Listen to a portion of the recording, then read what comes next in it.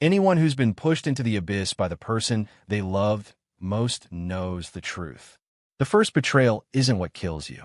It's your willingness to keep making excuses for them, to rationalize their every malicious act, to shoulder all the blame, and to bet your entire future on the empty promise that one day she'll come to her senses.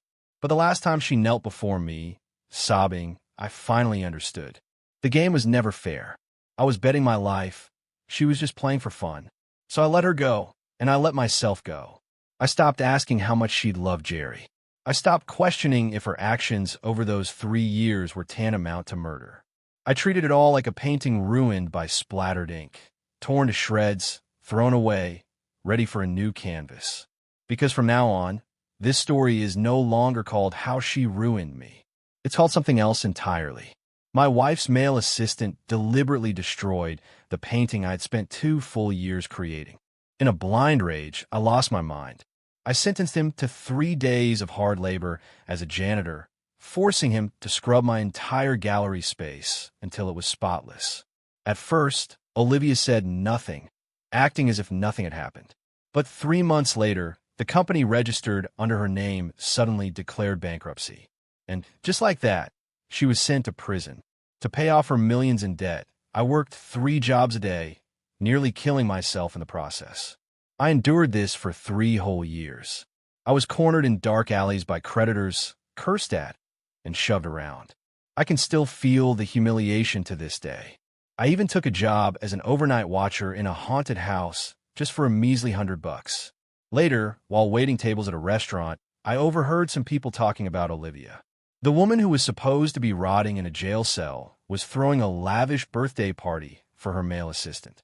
Someone asked her, their tone a mix of joking and disapproval. "Olivia, you just gave Jerry a watch worth over $1 million. Meanwhile, your dear husband is spending the night in a haunted house for $100. How can you be so heartless?" Olivia took a drag from her cigarette and let out a cold laugh, exhaling a cloud of smoke. "That's his own damn fault for forcing Jerry to work as a janitor.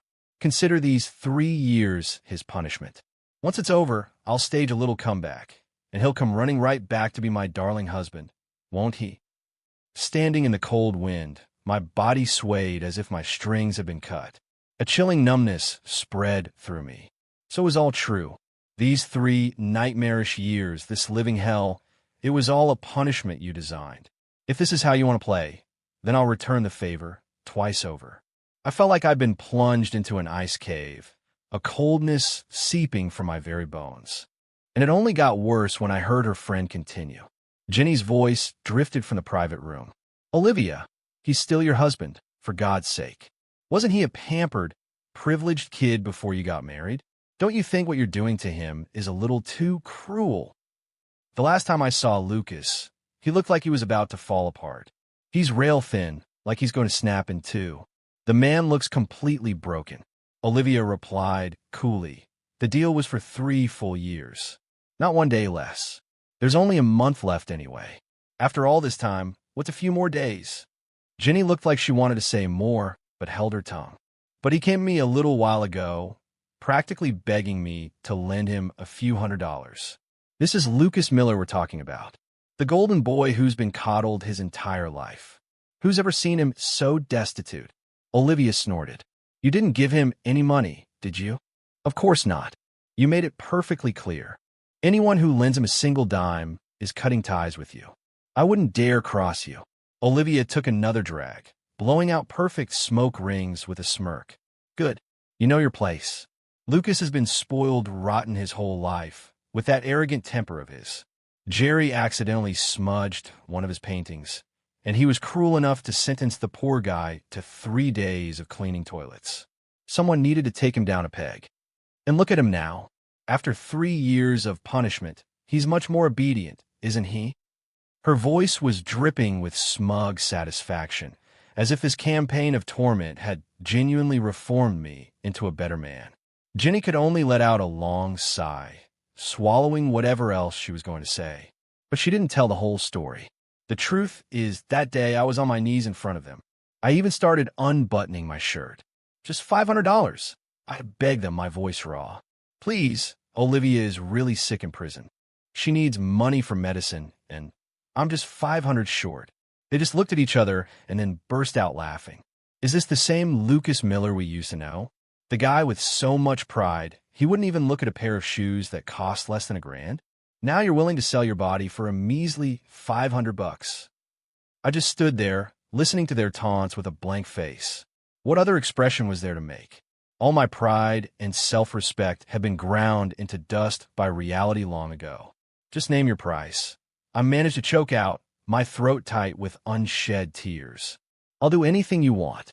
That only made them laugh harder, practically howling. Finally, the woman who had been sitting quietly on the couch sighed. Just go, she said. Even if you knelt here and begged all day, we wouldn't help you. Because Olivia had already given them their orders. The punishment had to be absolute. For 3 years, no one was allowed to pity me, and certainly no one was allowed to help me. Only then would she feel she'd gotten even on behalf of her precious assistant, Jerry. So how did I finally get that $500? I went to the hospital and sold my plasma. I rushed to the prison with the cash, only to be told that Olivia had already been released on medical parole. I managed to track down one of her friends, so desperate I was ready to fall to my knees. Please, you have to get this money to Olivia, I begged. She can't be in trouble. And at that very moment, Olivia was somewhere else entirely. Olivia was with her male assistant, Jerry, having the time of her life at Disneyland.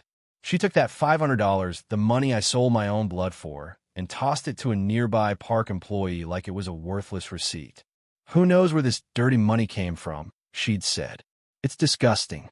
And just like that, my sacrifice, my desperate act of love, was trampled into nothing. And now, here was Olivia standing just a short distance away. She was using a $1 million antique vase as a centerpiece for Jerry's birthday party. Every detail of the party was exquisitely and lavishly planned by her, but I couldn't watch another second. I had to physically restrain myself from storming in there. I wanted nothing more than to march right in and slap her across the face in front of all her friends.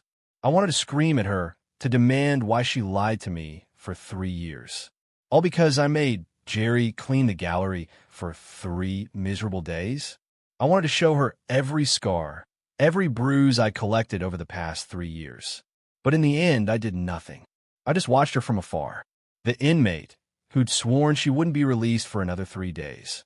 Right now, she was dressed in a priceless custom gown, looking like a triumphant CEO. She was throwing a massive, extravagant birthday party for her assistant, and had even invited all their high society friends to raise a glass with a gentle smile and wish Jerry a happy birthday. With a blank expression, I turned and walked back into the night toward my rented basement room. I had survived in that dark, damp hole for 3 years. The toilet was the first thing you saw when you walked in. A thick layer of mold coated the walls, filling the air with the stench of decay. I still remember when I first moved in. The smell was so bad it made me want to gag every single day.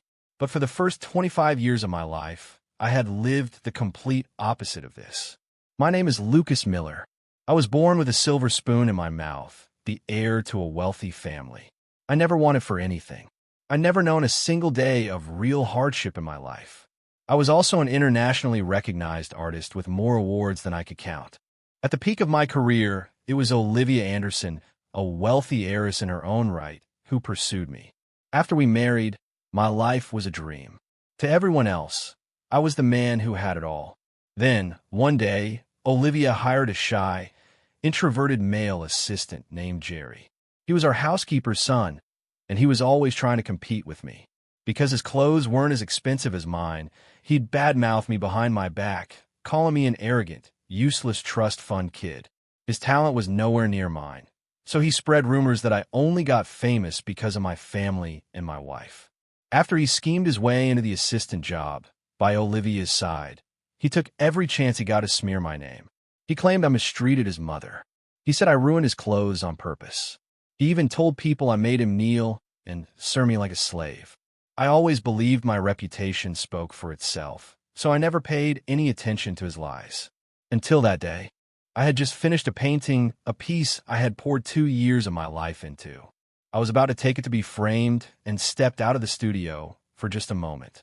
When I came back, the entire canvas was ruined, completely covered in black ink. Jerry was standing right there, still clutching the ink bottle, a smug grin on his face. This piece took you 2 years, didn't it? Let's see you pretend to be so brilliant in front of Olivia now. The second the words left his mouth, rage exploded in my head. I swung my fist and hit him square in the face. You love telling everyone I treat you like the help, don't you? I snarled, seething. Fine. For the next 3 days, you're going to be a real janitor.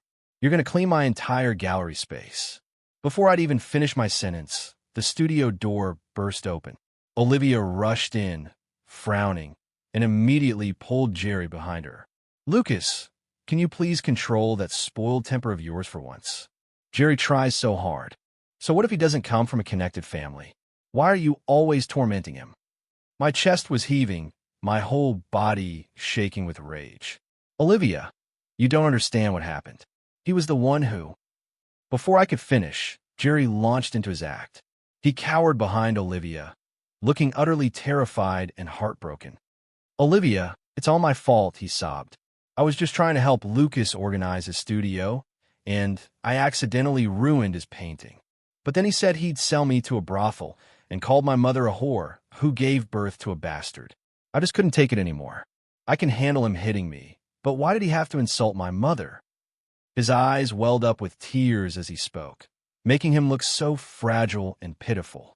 Olivia didn't ask me a single question. She didn't even bother to check the facts.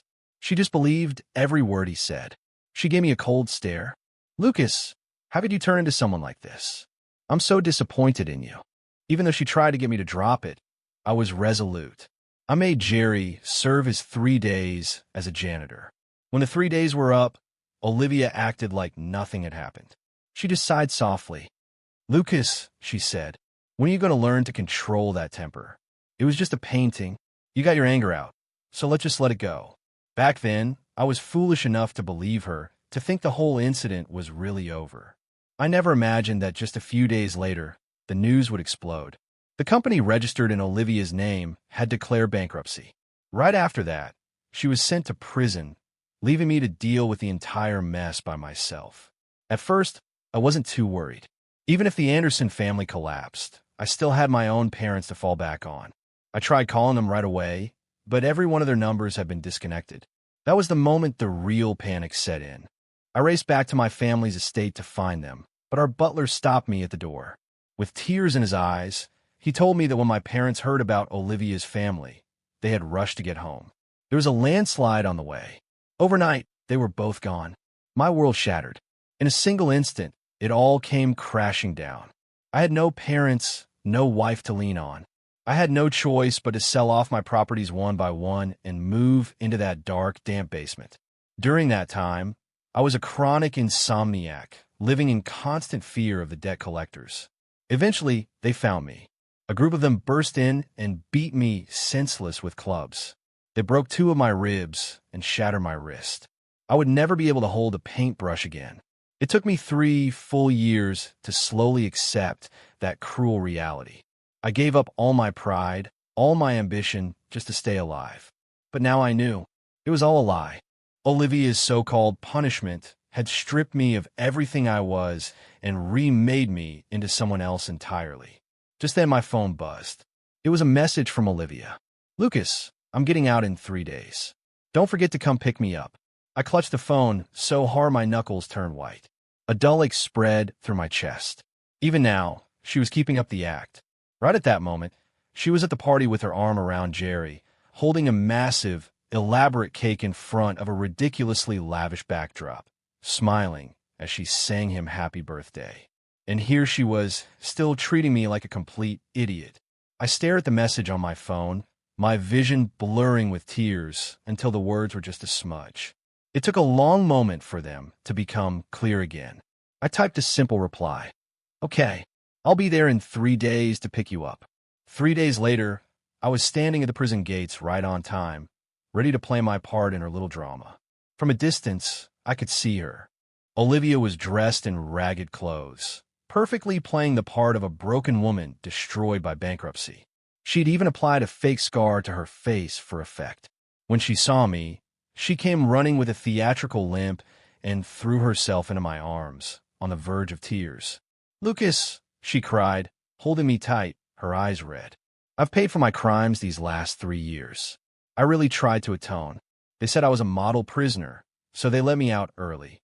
You must have had such a hard time while I was gone," she said, her voice filled with such sincerity you'd think she'd actually spent 3 years behind bars. I just gently pushed her away. "I'm glad you're out." Olivia was visibly surprised, as if she sensed something was off. Before she could dwell on it, she grabbed my wrist. "Lucas, what happened to your wrist?" The look of concern on her face was so convincing it was almost comical. "Who are you putting on this show for, Olivia?" "Those so-called debt collectors who treated me like scum. You're the one who sent them, aren't you? They were the ones who shattered my wrist. And now you're standing here pretending you have no idea." I felt nothing but disgust and maybe a little fear. I was afraid of the day all these lies would finally come crashing down. "It's nothing, I just took a fall," I said, pulling my hand away. "The doctor said it just needs some time to heal." Olivia let out a long, audible sigh of relief. "Oh, good," she said, taking my hand again, her expression tender as she laced her fingers through mine. "It's your right hand. If it were a serious injury, if it kept you from painting, you'd be absolutely heartbroken." Her voice had that familiar mix of indulgence and pity, but every word was a knife in my heart. I used to have hands that could paint, hands that won international awards. Everyone said I had a limitless future. But then, to raise money for her, I signed up for clinical drug trials. I let them use me as a human guinea pig for a little extra cash. I did everything I could think of to get Olivia out of that prison. I was even willing to risk experimental surgery on my hand. In the end, my right wrist was destroyed. I can't even hold a brush steady anymore. And for what? In exchange for finding out that the last 3 years were nothing but her elaborate punishment game. I felt like a complete joke. I was silent the entire drive, while Olivia, seeming nervous, chattered on and on. She told me all about how hard prison life was, how tough the other inmates were. It sounded like a script she'd memorized, probably plagiarized from some article she read online. She was trying so desperately to convince me she'd actually suffered in jail for 3 years. I listened, only half paying attention. When she finally paused for breath, I asked her a question. "Olivia, did I do something wrong?" Olivia froze, and her eyes started to turn red. "What is it, Lucas? Why would you ask that?" An image flashed in my mind. The last day I was allowed to visit her in prison. I'd been so happy, like a complete idiot. I had taken the little money I'd scraped together, bought some meat and vegetables, and cooked her a meal myself. No wonder she'd looked at it with such disgust and refused to take a single bite. To her, that simple food must have seemed filthy and disgusting. And I was naive enough to believe she was actually suffering in a cell. The truth was, she was jet-setting around the world with Jerry, eating at the finest restaurants, staying in luxury suites, while I was living in filth. Even that prison visit was a sham, a performance stage for my benefit. She paid to set up that little suffering inmate scene just to make sure I'd keep working myself to death for her. I suddenly felt like the world's biggest fool. For 3 years, I had been nothing but a toy for them to play with. When Olivia saw a tear roll down my cheek, she panicked and rushed to wipe it away. "Lucas, why are you crying? Did someone hurt you?" she asked. I looked her straight in the eye. "What if someone did hurt me? What would you do? Would you still do what you always promised and stand by my side, no matter the cost? Would you risk your life for me?" Her hands trembled as she fumbled in the car for a tissue. While she wiped my face, she nodded with fierce determination. "Yes, Lucas, I would. If you asked me to, I'd do anything for you." I looked into those eyes that seemed so sincere and said quietly, "Good. Then I want you to kill Jerry." Her head shot up, her eyes wide with shock. "What did you just say?" A flicker of panic crossed her face, and her whole body went rigid. "You must have misunderstood something. After the company went under, Jerry resigned and moved out of the country. I haven't had any contact with him these past 3 years. Did he come and cause trouble for you while I was gone?" If he did, you just tell me. I swear I'll make him pay. I stopped her with a low, bitter laugh. I was just kidding. Murder is illegal, you know. You just got out. I wouldn't want to send you right back. I was just messing with you. I turned away, pretending to grab something to hide my expression. She actually believed I was joking and let out a sigh of relief. Lucas, I'm so sorry, she said. You've suffered so much these last 3 years. I didn't turn around. I just thought to myself, don't worry. Your suffering is just beginning. After Olivia's release, I started making frequent trips to the hospital. The doctor looked over my test results with a deep frown. Aren't you going to tell your family? He asked. This is serious. Your wife has a right to know. I just smiled and shook my head. No, don't tell her. And I'm not planning on getting treatment. Olivia was hiding around the corner in the hallway. She could only catch a few words, not enough to understand what the doctor was saying. When I stepped out of the exam room, she rushed over, her face a mask of anxiety. What is it? What did the doctor say? I just smiled and shook my head, about to answer. But just then her phone rang. It was Jerry. Olivia, I've got a ton of leftover cake here. Can you come help me eat it? Oh, and I bought you a new bikini. You should come over and try it on.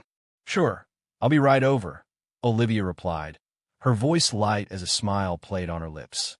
Thinking I hadn't heard, she quickly covered the phone's microphone with her hand. When she turned back to me, her expression was perfectly serious. Lucas, remember that new project I told you about? I have to go to a meeting about a potential partnership, she said.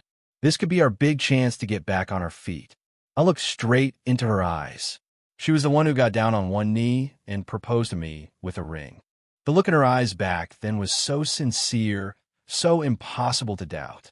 She looked at me with that same clear, honest gaze now, but the words spilling from her mouth were nothing but one lie after another. Maybe I stared too long, because she started to look uncomfortable, shifting her weight. Lucas, what is it? You should go, I said quietly.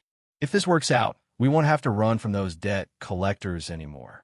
Those so-called debt collectors were all actors Olivia had hired. They were the ones who cornered me in dark alleys.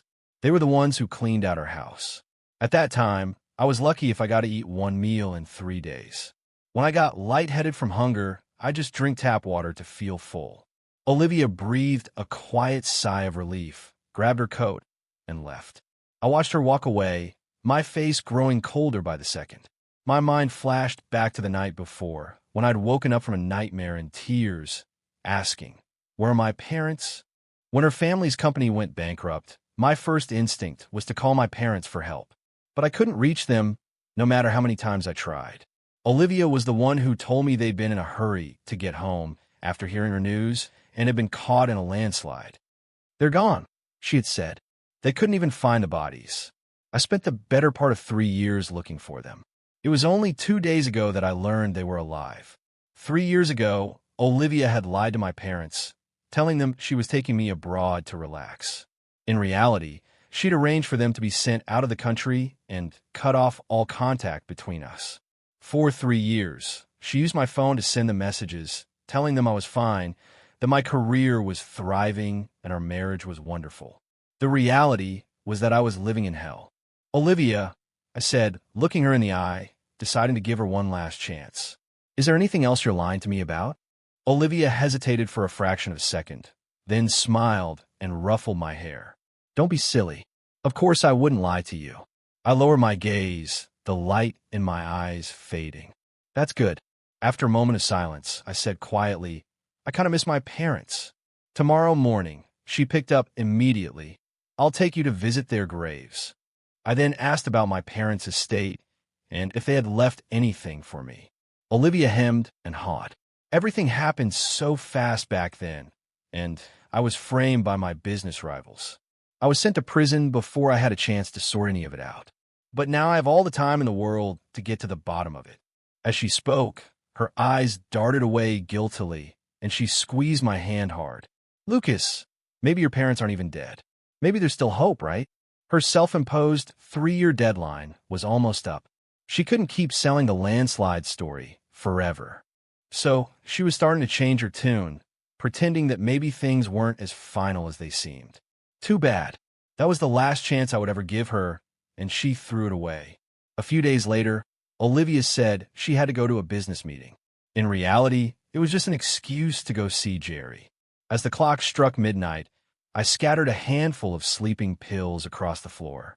My phone rang. It was the doctor. "Everything is ready," he said. I nodded. Then I sent Olivia a message. "Olivia, you win. Your punishment was a success. You wanted to get even for Jerry, didn't you? Well, you can have everything you wanted. You can even have my life." At the same time, Olivia's phone was buzzing nonstop. But she wasn't the one who saw the message. Jerry was, as he was using her phone to take pictures. When he saw the text message pop up, his face went deathly pale.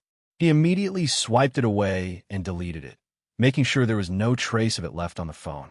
Then, using her phone, he replied with a message of his own, one of pure cruelty. "If you want to die, then just do it. Stop playing the victim. Sending messages like this for sympathy is pathetic. Lucas, you lost everything 3 years ago. You lost Olivia's heart then, and you're never getting it back." The phone kept buzzing. From the kitchen, Olivia called out, "Is that my phone? Who is it?" "It's nothing," Jerry replied, flustered. "Just some spam text. I deleted it for you." A little while later, Olivia came out of the kitchen. She had changed into a white dress. "The pipe under the sink was leaking, so I replaced it for you. Just be careful with it," she said. Jerry grinned and casually linked his arm with hers. "Yes, ma'am." Olivia frowned, but didn't pull her arm away. "We've been like this for 3 years, but that has to stop. From now on, whenever Lucas is around, you can't be so clingy." She paused, then added, "I've been thinking. Lucas is a sensitive and suspicious person. He's going to figure out something is wrong sooner or later. It would be best if you moved to another city." The color drained from Jerry's face. He looked up at her, his eyes welling with tears. "Olivia, are you dumping me? Have you forgotten about that night in your office?" "Shut up." Olivia cut him off, a flash of discomfort on her face. "That was an accident. The only reason I agreed to this 3-year arrangement was to make up for what happened with Lucas. Those 3 years are over. We both need to go back to our own lives. From now on, you will stay out of my marriage, and you will leave my husband alone." That night, Olivia didn't go home right away. She ordered some groceries and cooked dinner for Jerry herself. A flicker of hope ignited in Jerry's eyes. "You say all the right things, that you don't care about me," he said, staring at her intently. "But if you really didn't care, why would you still be here, making me dinner?" After all, he knew better than anyone how miserable Lucas had been for the past 3 years. Lucas was lucky to get a decent meal, let alone have Olivia cook for him. The thought filled Jerry with an indescribable sense of triumph. "This is the last time," Olivia said, her voice unexpectedly cold. "Jerry, you haven't been my assistant for 3 years. There's no reason for you to be hanging around me anymore. You've given me 3 years of your life. A man's youth is valuable, too." She paused, then took a check from her purse and handed it to him. "Take this. As compensation." A dark look flashed in Jerry's eyes, but he forced a smile and accepted the check. After they finished eating, Olivia grabbed her coat to leave. Suddenly, Jerry clutched his stomach, his face pale as he groaned in pain. "Olivia, my stomach is killing me. Can you get me some hot water?" Olivia sighed, put her phone down on the table, and went to get him some water. She was already planning to come clean to Lucas as soon as she got home. The deal for her new project had gone through. She'd secured a massive investment. Soon, she could relaunch her company. Lucas could go back to his old life. The whole 3-year punishment would finally be over, like a bad dream. She didn't notice that while her back was turned, Jerry had lit a stick of incense laced with a drug. A few moments later, Olivia felt dizzy, her mind growing foggy. In her hazy state, she felt Jerry leading her toward the bed. He reached for the belt on her dress, and the unfamiliar touch shocked her back to her senses. She shoved him away hard. "What are you doing?" she yelled. Jerry, wearing only a pair of thin pajama pants, looked at her with an expression of pure innocence. "Olivia, why did you push me? I thought you liked me, too." His plan had been to seduce her, to secure his position and eventually marry into her family. But Olivia wasn't falling for it. "What is wrong with you?" she demanded, pinching the bridge of her nose, her face a mask of exhaustion and irritation. Everything I've done for the past few years was for you, to get back at Lucas. In my eyes, you've always been like a little brother to me. No matter what Lucas has done, he's my husband. I just wanted to teach him a lesson, to knock that arrogant, entitled attitude out of him. Jerry, don't you ever think that being my assistant for 3 years means you could ever replace him? That will never happen. Her expression was like stone. She threw on her coat and slammed the door behind her. Jerry was left alone in the room, the smile on his face twisting into a vicious sneer. Let's see how you look when you get home and find Lucas's dead body. When Olivia returned to that small, dark, damp basement and pushed open the door, she immediately frowned and covered her nose. Lucas had actually lived in this godforsaken place for 3 years? Well, it had worked. His temper was gone. He had become a proper husband.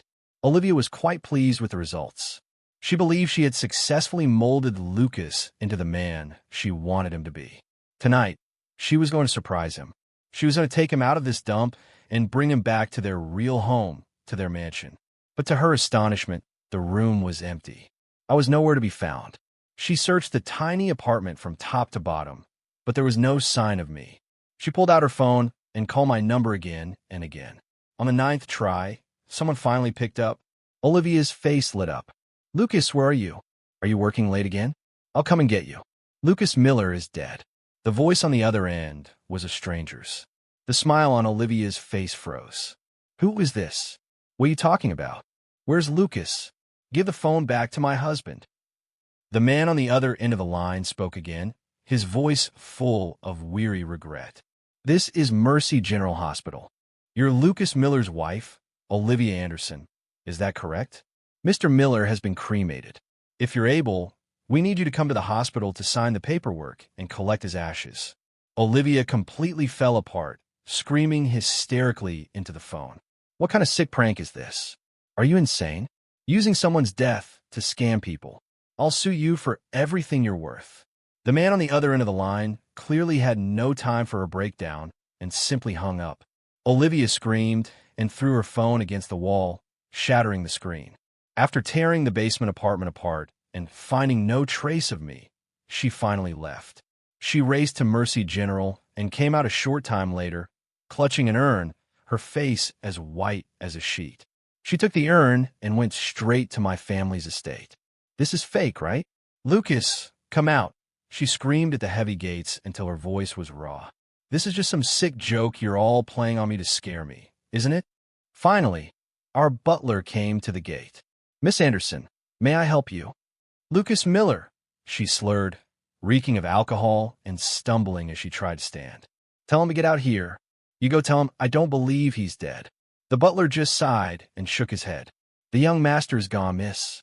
He had a terminal illness. You knew. Olivia's voice cracked. She collapsed onto the ground, completely broken, clutching a bottle of liquor like a street corner drunk. He called me. He sent me messages, but I never saw them. I thought he was just trying to scare me, to play some kind of game. I never imagined.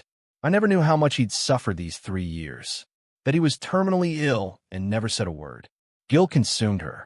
She was drowning in self-loathing. Seeing her display of heartfelt grief, the butler let out a cold, sharp laugh.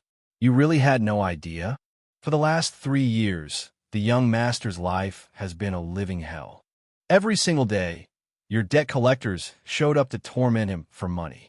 He took a job sleeping in a haunted house just to raise money for your so-called medical bills. He took every dangerous job he could find. And those thugs you hired to torment him, they broke his wrist. He'll never be able to hold a paintbrush again. Did you know any of this, Miss Anderson? Olivia froze, as if she'd been struck by lightning. What are you saying? All of this? Lucas had never told her a thing. She had no idea the man she'd hired to just rough him up a bit had actually gone so far. So this was how Lucas had been living for 3 years. If the butler hadn't told her, she would have gone her whole life without knowing the truth. Jerry, she suddenly screamed. It was you. The realization hit her like a physical blow. She took her bodyguards and went straight back to Jerry's apartment. He hadn't moved out yet. When he saw her, he just assumed she couldn't stay away. His face lit up with a delighted smile. Olivia, I knew you couldn't. Before he could finish the sentence, she slapped him hard across the face. She followed the slap with a kick to his chest that sent him staggering back, spitting up blood. He stared at her, his eyes wide with disbelief. Olivia, what are you doing? You have a nerve to ask me that, she screamed. Olivia's eyes were bloodshot, her expression crazed. She had her bodyguards drag Jerry down to the basement and lock the door. Who told you to do that? She shrieked. I told you to keep an eye on him, to teach him some humility. When did I ever tell you to hurt him? I said I wanted him to suffer a little, but when did I ever tell you to beat him half to death? Do you have any idea how much painting means to him? You destroyed his wrist. How is he ever supposed to paint again? Jerry, you killed him. Olivia screamed, completely unhinged. It was only then that Jerry understood how much trouble he was in. He scrambled backward, terrified. I'm sorry. I was just doing what you wanted. I was just getting my own back for how he humiliated me. I never thought it would go this far. Olivia, this isn't all my fault. Please, just let me go. But for a person like Olivia, the word forgive wasn't in her vocabulary. You think this is what I wanted? She sneered, crouching down to grab his chin in a grip so tight it felt like it would shatter the bone. I told you to hire some people to scare him. When did I tell you to drive him to the brink of death? They broke one of his bones. For that, I'm going to break 10 of yours. She released him abruptly, and Jerry crumpled to the floor. It was only in that moment that he truly understood how terrifying the woman before him could be. All he could do was beg for his life, over and over. I'm sorry. It was just Lucas's bad luck. It wasn't my fault. Please, let me go. What he didn't know was that Olivia had already investigated the entire situation and knew the complete truth. I thought Lucas was bullying you for no reason, she said, her voice dangerously low. I thought he was using his privilege to punish you over nothing. But what I didn't know was that you started it. You were the one who maliciously destroyed the painting he spent 2 years of his life creating. Olivia gritted her teeth so hard they audibly scraped together, as if they might crack from the pressure. Do you have any idea what it took for him to paint that piece, Starry Night? He barely slept for 2 years, pouring everything he had into it. It was his masterpiece. If I had known the truth back then, I would have broken both of your hands on the spot. But instead of stopping, after everything you'd already done to him, you had his wrist completely destroyed. You made it so he could never paint again. Jerry, you're the one who's truly evil. Jerry trembled uncontrollably, banging his head on the floor as he begged for his life. Suddenly, Olivia smiled. It was a vicious, cruel smile. Aren't you the best at playing the victim? Don't you just love having people wait on you? Well, from now on, you're going to stay right here. You're going to slowly learn the meaning of fate worse than death. Jerry was terrified out of his mind. He scrambled across the floor and grabbed onto her legs. Olivia, I was wrong. I really know I was wrong. I was just possessed by jealousy. Let me go, please. I'll go to Lucas. I'll get on my knees and beg for his forgiveness. I'll let him do anything he wants to me. It's too late, Olivia said, kicking him away. She looked down at him, her expression as cold as death itself. Lucas is already dead, and you'll be joining him very soon. That day, Jerry was dragged down into the basement for good. They say his agonizing screams echoed through the house all night long. It wasn't until dawn that the sounds finally stopped. After that, no one ever saw or heard from Jerry again. Olivia finally understood the full picture. She finally realized just how twisted and cruel her 3-year punishment game had been. She started spending what little money she had left, desperately searching for any information about me. But no matter who she asked, the answer was always the same. Miss Anderson, your husband passed away. He died at Mercy General Hospital. He left specific instructions that you were not to be notified. The cremation was authorized by his attending physician. This is the death certificate. For 5 years, that was the only answer she ever got. Then one day, while scrolling through an influencer's Instagram feed, Olivia saw a familiar face in one of the photos. Her heart, which had felt like cold ash for years, suddenly began to race. Lucas. It's Lucas. He's alive. In the 5 years that had passed, her health had steadily declined. The new company she started had gone bankrupt. She had even bought a coffin and burial clothes for herself, just waiting for the day she could finally rest beside me. Her original plan had been to take a bottle of sleeping pills and join me as soon as she was finished with Jerry. But seeing my face in that photograph, realizing I was still alive, changed everything. She immediately bought a plane ticket and flew halfway across the world to find me. It was at a charity gala. She recognized me instantly in the crowd. "Lucas, it really is you." For 5 long years, Olivia had been living under a crushing weight of guilt. Even though everyone told her I was dead, deep down, she had refused to completely accept it. But now, seeing me in person, she was acutely aware of how gaunt and worn she had become. Her eyes were red as she rushed toward me, crying my name. "Lucas, you're alive. Do you have any idea I've spent the last 5 years looking for you?" I, however, looked almost exactly as I had before, still the impeccably dressed, confident man she once knew. I turned to look at her, my expression a complete blank. "I'm sorry," I said. "Do I know you?" Olivia froze, looking as if she'd been physically struck. "You don't recognize me?" she whispered, her voice trembling. She grabbed my shoulders and shook me violently, her eyes wide with desperation. "It's me, Olivia. Lucas, I'm your wife. I've searched for you for 5 years. Look at me. How can you not remember me?" Just then, an elegant woman stepped between us. She gently took Olivia's arm, easing her back a step. "Lucas truly doesn't remember you," the woman said, her voice calm, but leaving no room for argument. "He underwent a treatment to erase his past memories so he could have a fresh start. Now he is my husband." Olivia wasn't listening, just shaking her head frantically. "I should have known," she rasped, her voice raw as she stared at me, like a prosecutor grilling a witness. "You faked your death 5 years ago, didn't you? Then what was all that at the hospital? If you weren't dead, why pretend you had a terminal illness? Was all of it, every last bit, a lie you designed to trick me?" I looked into her incredulous eyes, a slow smile spreading across my face. "Isn't this your favorite game to play? Tormenting people with your little punishment games. What's wrong, Olivia? Can't handle it when it's your turn to be the player?" The room began to spin around Olivia. "It's all a lie," she stammered, backing away, unable to process what was happening. "Lucas, you're lying to me. And so what if I am?" I said, my voice soft but every word sharp and clear. "You lied to me for 3 years. I told you I'd pay you back, twice over. Your company going bankrupt? That was me. This is everything you deserve, Olivia." Tears streamed down her face as she lunged forward and grabbed my hand. "It doesn't matter. I don't care about any of that. Lucas, please, just come home with me. I don't want anything. I just want you." I gently pulled my hand from her grasp. "Don't you get it? I'm married now. I belong to someone else, Olivia. You've lost me for good." With that, I took my wife's arm and walked away without a backward glance. Olivia seemed to deflate, her entire being hollowed out. Her knees buckled and she sank to the floor, cried her heart out like a lost child. After that night, she stayed in the country, refusing to leave. She stopped her self-destructive behavior and instead became obsessive, showing up everywhere I went. Sometimes she would appear with a huge bouquet of roses and kneel in front of me in public, begging me to forgive her. "It was that animal, Jerry," she would cry. "He tricked me. He lied to me for 3 years. I didn't know the truth.